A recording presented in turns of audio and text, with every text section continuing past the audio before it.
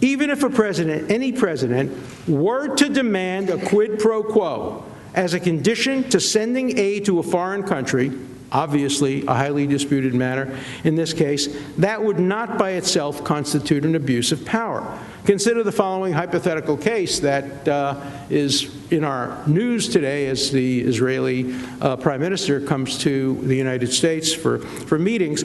Let's assume a Democratic president tells Israel that foreign aid authorized by Congress will not be sent, or an Oval Office meeting will not be scheduled unless the Israelis stop building settlements. Quid pro quo. I might disapprove of such a quid pro quo demand on policy grounds, but it would not constitute an abuse of power. Quid pro quo alone is not a basis for abuse of power. It's part of the way foreign policy has been operated by presidents since the beginning of time.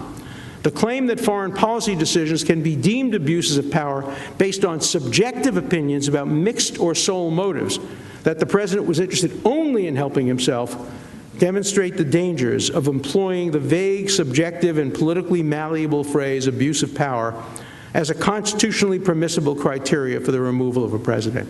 Now, it follows from this that if a president, any president, were to have done what the Times reported about the content of the Bolton manuscript, that would not constitute an impeachable offense.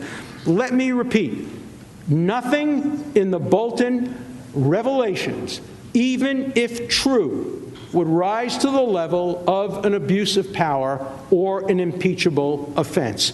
That is clear from the history. That is clear from the language of the Constitution. You cannot turn conduct that is not impeachable into impeachable conduct simply by using words like quid pro quo and personal benefit.